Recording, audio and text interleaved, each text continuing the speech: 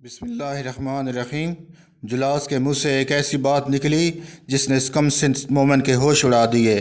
اس نے کہا، اگر واقعی وہ سب کچھ برحق ہے جو یہ شخص نبی کریم صلی اللہ علیہ وسلم پیش کر رہا ہے تو ہم لوگ گدھوں سے بدتر ہیں۔ جلاس کے منہ سے نکلتے ہوئے یہ الفاظ سن کر عمیر حیرت اور استعجاب میں ڈوب گیا۔ یہ بات تو اس کے وہم و گمان بھی نہ تھی کہ جلاس جیسے تجربہ کار، جہاں دیدہ اور صاحب فہم و فراست شخص کے منہ سے ایسی بات نکلے گی جو اسے یک دائرہ ایمان سے نکال کر حلقہ کفر میں داخل کر دے گی۔ نہ عمر اور کم سن عمیر اس صورتحال سے سخت سراسیمہ و پریشان تھا۔ وہ اس فکر میں سرگشتہ حیران تھا کہ اس وقت وہ اپنی ذمہ داری کس طرح ادا کرے۔ اس نے سوچا، جلاس کی طرف خاموشی اختیار کر کے پردہ پوشی کرنا اللہ اور رسول سے خیانت کے مترادف ہے اور اسلام کو نقصان پہنچانے کے ہم معنی ہے، اور جو کچھ سنا ہے اسے زہر کر دینے میں ایک ایسے شخص کی احسان فراموشی ہے جس نے اسے باپ کا پیار دیا، یتیمی اور تنگ دستی کی حالت میں پناہ دی۔ نوجوان عمیر اس درائے پر تھوڑی دیر کے لیے حیران اور ششدر کھڑا رہا، مگر جلدی وہ ایک قطعی اور آخری فیصلے پر پہنچ گیا۔ اللہ کی قسم ہے، جلاس محمد رسول اللہ صلی اللہ علیہ وسلم کے بعد روئے زمین پر کوئی دوسرا شخص مجھے آپ سے زیادہ محبوب نہیں، مگر آپ نے ایک ایسی بات کہی ہے، اگر میں اس کا ذکر کر دوں تو آپ ذلیل و رسوا ہو جائیں گے، اور اگر خاموشی اختیار کروں تو جرم اور خیانت کا مجرم ٹھہروں اور اپنے دین اور ایمان کو اپنے ہاتھوں تباہ و برباد کر لوں۔ میں اس بات کا عزم کر چکا ہوں کہ بارگاہ رسالت میں حاضر ہو کر آپ کی کہی ہوئی بات سے نبی کریم صلی اللہ علیہ وسلم کو آگاہ کر دوں۔ آپ نے اپنے لیے بچاؤ کا جو طریقہ چاہیں سوچ لیں۔ اس کے بعد عمیر ابن سعد رضی اللہ عنہ نے مسجد پہنچ کر وہ سب کو رسول اکرم صلی اللہ علیہ وسلم کی خدمت میں گوش گزار کر دیا جو اس نے جلاس سے سنا تھا۔ نبی اکرم صلی اللہ علیہ وسلم نے اسے اپنے پاس ہی روک لیا اور ایک صحابی کو بھیجا کہ وہ جلاس کو بلائیں۔ تھوڑی دیر ہی گزری تھی کہ جلاس بارگاہ نبوت میں حاضر ہوا اور سلام کر کے آپ کے سامنے بیٹھ گیا۔ آپ علیہ الصلوۃ والسلام نے اسے پوچھا، جلاس یہ کیسی بات ہے جو عمیر نے تم سے سنی ہے؟ پھر آپ نے وہ بات اسے بتائی۔ اے اللہ کے رسول صلی اللہ علیہ وسلم، اس نے سراسر کذاب بیانی اور کام لیا ہے، میں نے یہ بات نہیں کی۔ جلاس نے ڈٹائی کے ساتھ جواب دیا۔ یہ سن کر صحابہ کرام کی نظریں باری باری جلاس اور عمیر کے چہروں کا جائزہ لینے لگیں تاکہ وہ ان کے چہروں سے ان کے دلوں میں پوشیدہ باتوں کا اندازہ لگا سکیں۔ وہ آپس میں چپ کے باتیں کرنے لگے۔ ایک شخص جس کے دل میں نفاق کا مرض تھا وہ بولا، یہ لڑکا بڑا نافرمان اور احسان فراموش ہے، اپنے محسن کے ساتھ بدی کرنے پر تلا ہوا ہے۔ دوسرے نے کہا، نہیں، یہ ایک ہونہار سعادت مند بچہ ہے، اطاعت الہی کے زیر سایہ اس کی نشوونما ہوئی ہے، اس کے چہرے کے آثار اس کی صداقت کی گواہی دے رہے ہیں۔ رسول اللہ صلی اللہ علیہ وسلم نے عمیر کی طرف رخ کیا تو دیکھا کہ اس کے چہرہ سرخ ہو رہا تھا اور آنکھوں سے آنسو کی تاریں بہہ کر اس کے رخساروں اور سینے کو تر کر رہی تھی۔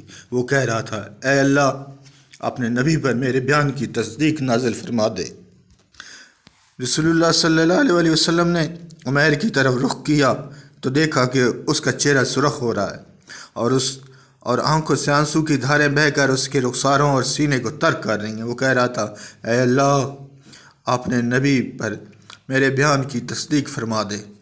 اے اللہ، جلاس نے اپنے دفاع میں بولتے ہوئے کہا، اے اللہ کے رسول صلی اللہ علیہ وسلم، میں نے آپ سے جو کچھ کہا ہے وہ بالکل درست اور حق ہے۔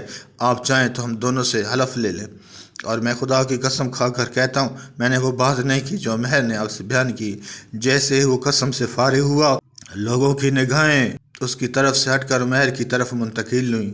رسول اللہ صلی اللہ علیہ وسلم پر وحی کے آثار طاری ہو گئے۔ صحابہ کرام رضی اللہ عنہ سمجھ گئے آپ علیہ الصلوۃ والسلام پر وحی نازل ہو رہی ہے۔ سب اپنی اپنی جگہوں پر ساکت اور صامت اور پرسکون ہو کر بیٹھ گئے۔ ان کی نگاہیں حضور علیہ الصلوۃ والسلام پر جم گئی۔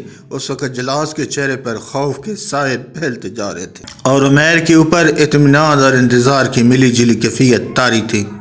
تھوڑی دیر میں آپ علیہ الصلوۃ والسلام کے اوپر سے نزول وحی کے اثار زائل ہو گئے اور آپ علیہ الصلوۃ والسلام نے فرمان الہی کی تو آپ علیہ الصلوۃ والسلام نے فرمان الہی سے ان کو غنی کر دیا اور اب اگر یہ اپنی روش سے باز آ جائیں تو ان کے لیے بہتر ہے، اور اگر یہ باز نہ آئے تو اللہ ان کو دردناک عذاب دے گا، دنیا میں بھی اور آخرت میں بھی، اور آخرت میں کوئی نہیں جو ان کا حمایتی اور مددگار ہو۔ سورۃ توبہ کی آیت نمبر 74۔ اس کو سنتے ہی جلاس خوف سے کانپنے لگا، اس کی زبان اس کے تالو سے چپک گئی۔ پھر وہ رسول اللہ صلی اللہ علیہ وسلم کی طرف متوجہ ہوا اور بڑی مشکل سے بولا، عمیر نے سچ کہا تھا اور میں جھوٹا تھا، یا رسول اللہ میری جان آپ پر فدا ہو۔ آپ اللہ سے دعا فرمائیں کہ وہ میری توبہ قبول فرمائے۔ تب آپ صلی اللہ علیہ وسلم نے عمیر بن سعد کی طرف توجہ فرمائی تو دیکھا کہ مسرت کے آنسو اس کے ایمان سے منور چہرے کو تر کر رہے تھے۔ آپ علیہ السلام نے دست مبارک بڑھا کر نرمی سے اس کا کان پکڑا اور فرمایا، بچے تیرے کانوں نے جو کچھ سنا صحیح سنا، تیرے رب نے تیری بات کی تصدیق کر دی۔ اس کے بعد جلاس مکمل طور پر دیر اسلام میں واپس آ گئے اور زندگی بھر اس پر ثابت قدم رہے، اور صحابہ رضی اللہ عنہ نے بھی ان کے بہترین طرز عمل کو دیکھا، کیونکہ انہوں نے عمیر بن سعد کے ساتھ سابقہ برتاؤ میں کوئی کمی نہیں کی۔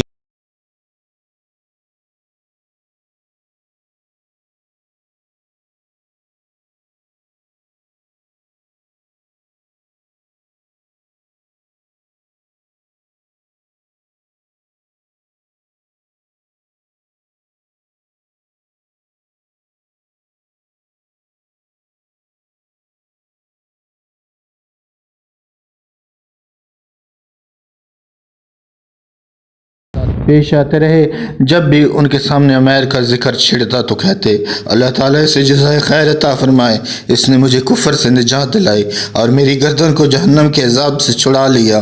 یہ نوعمر صحابی حضرت عمیر بن سعد رضی اللہ عنہ کے بچپن کی تصویر ہے، جو انتہائی حسین اور بے حد دل نواز ہے، مگر ان کی جوانی کی تصویر اس سے کم خوشنما اور دل افروز نہیں ہے۔